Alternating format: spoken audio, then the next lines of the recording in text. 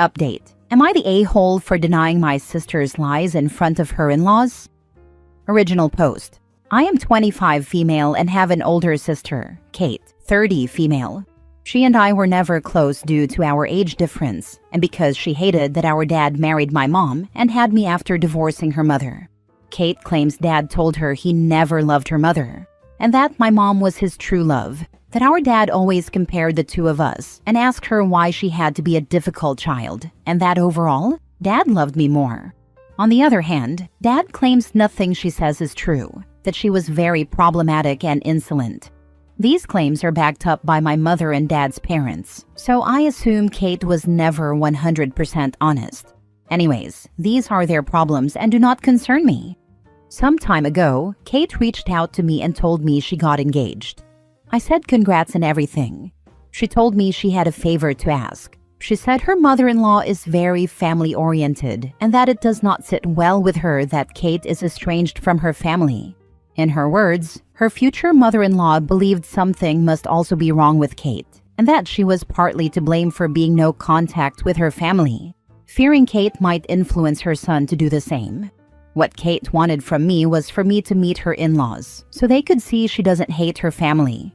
I joked that her future mother-in-law sounded a little intense, and I agreed to help her because, at the end of the day, I never hated her. And I don't think she hated me either. The fact that we are not close doesn't mean we hate each other or want bad things to happen to one another. Anyway, I went to meet Kate, her future husband, and her mother-in-law and father-in-law at a restaurant. They were very nice people and very warm. At some point, mother-in-law said something along the lines of being happy to see that the abuse we suffered didn't affect our sisterly bond. I was confused and asked what abuse she was talking about, while Kate tried to change the subject.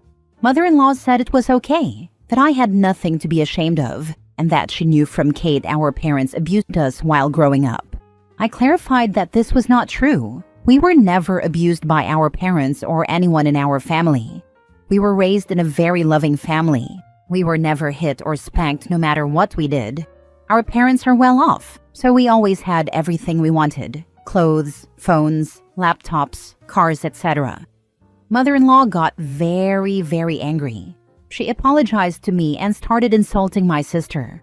She called her a liar, accused her of being manipulative, and said she was trying to insert herself into their family by being dishonest.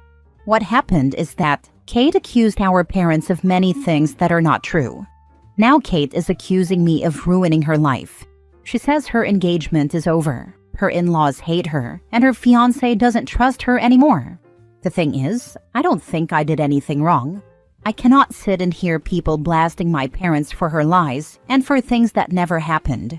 But still, am I the a-hole for telling the truth? Now for the top comments before reading the update.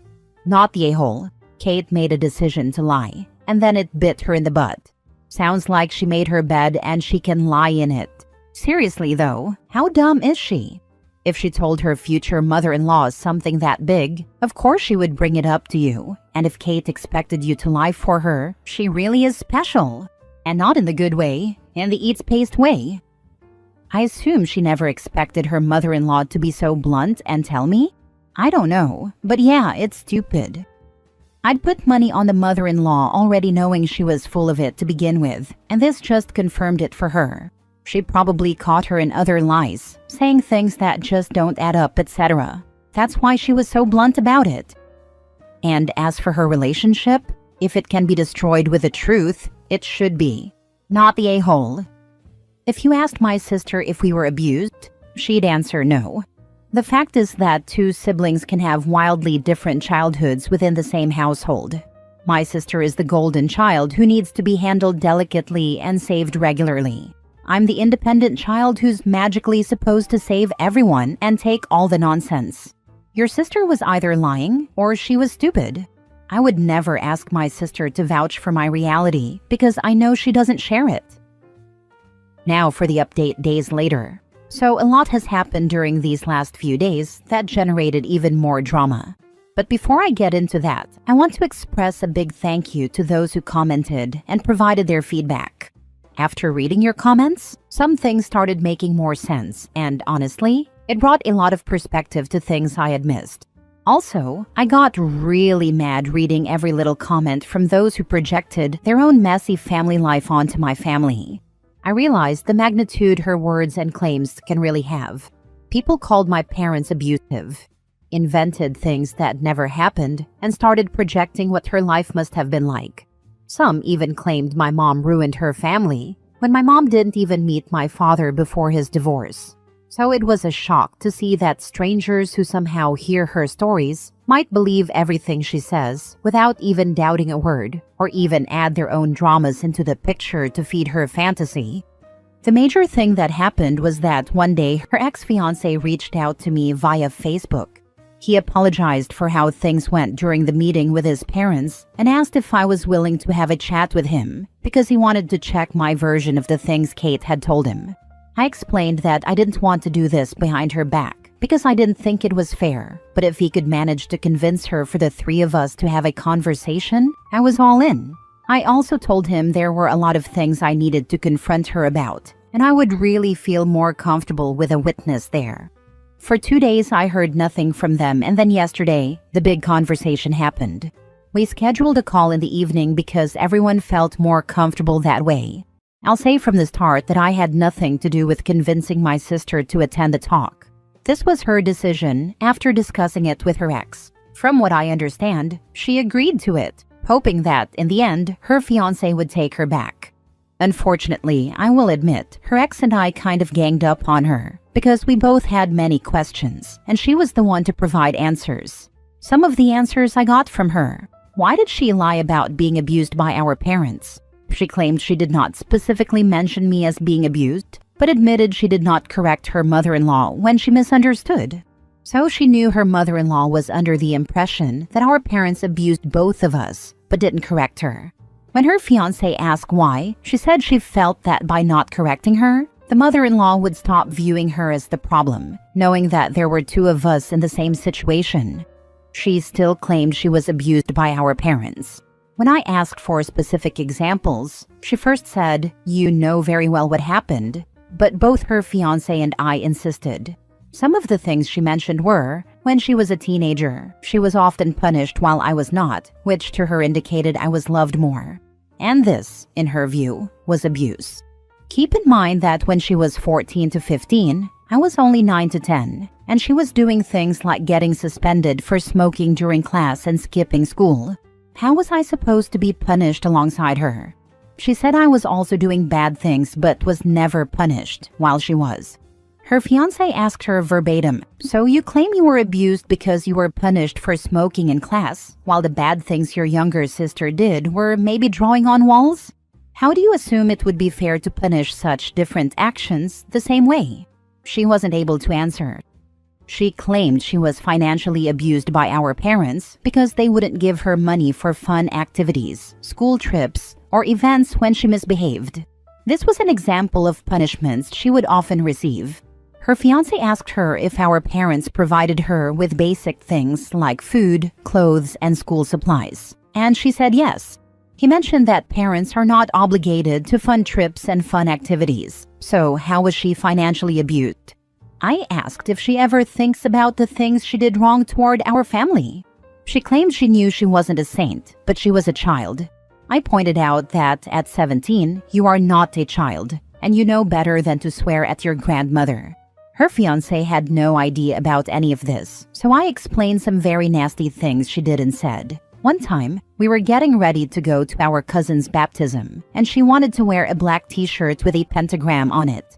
Grandma asked her to change because it wasn't appropriate for a baptism. Kate called her an old, outdated freaking hag. Her fiancé brought up a story Kate told him and his parents about an incident where my parents abused her by confiscating her car, leaving her to walk to school during winter.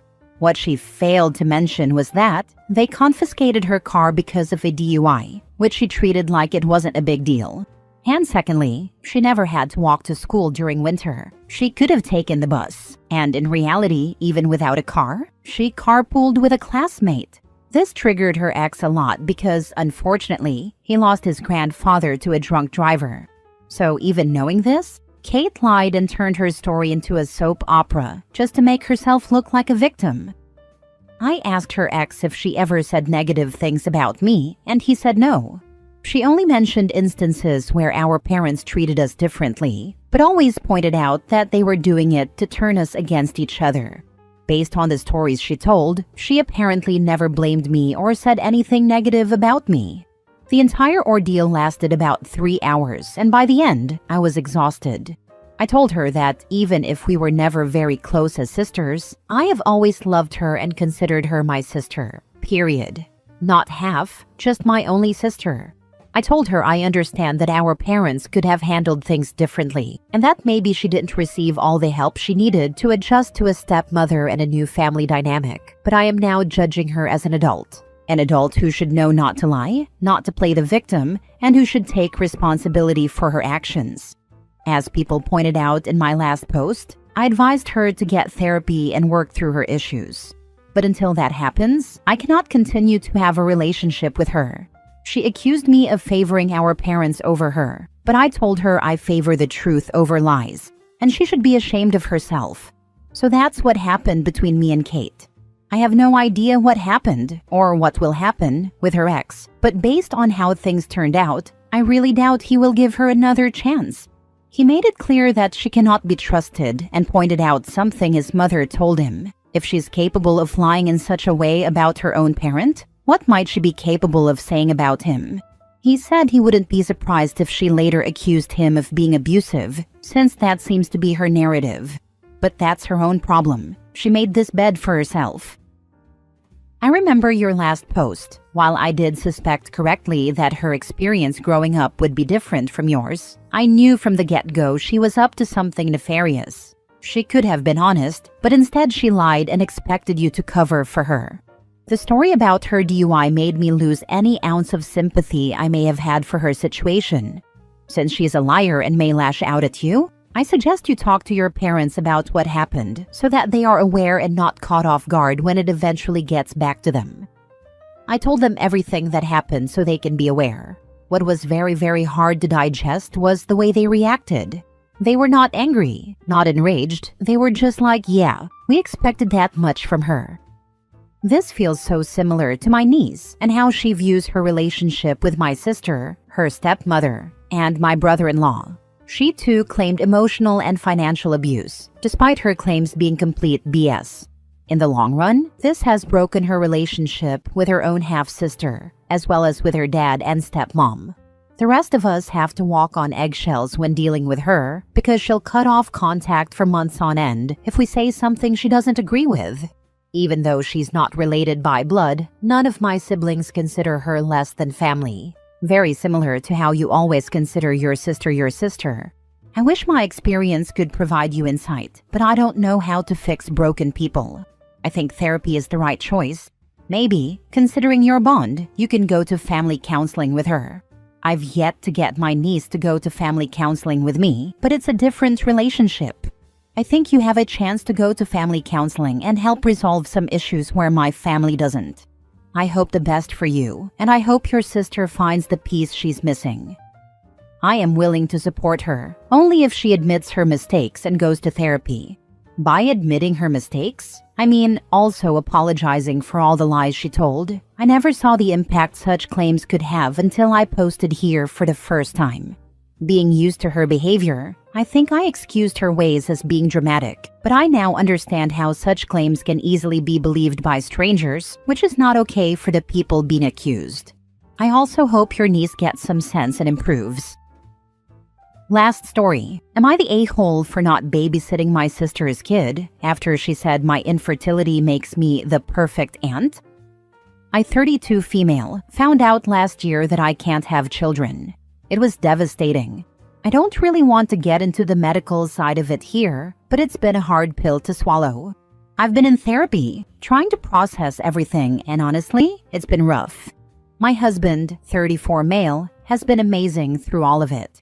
We've talked about maybe adopting someday, but right now I'm still just grieving. My younger sister, 29 female, had a baby about 8 months ago. She's always been kind of oblivious.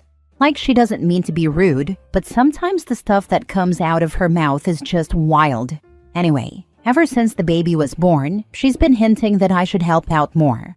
She'll say things like, "You're so good with him, you were meant to be a mom." Or, "He loves you, you've got that maternal energy," which I guess is sweet on the surface, but also makes me feel like crap because I can't actually be a mom.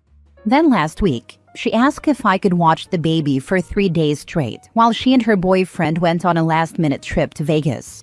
3 days. Not even like, "Can you watch him for a few hours?" And I work full-time from home. I literally can't just drop everything to play nanny. When I told her no, she got weirdly passive-aggressive and said, "Well, I just thought since you don't have kids, and probably never will, you'd appreciate the experience. Some of us don't get time off from being moms, you know." I just stared at her, like, what the actual heck? That's when I snapped and said, "You know what? Maybe you should have thought of that before having a baby with someone who treats you like a backup plan.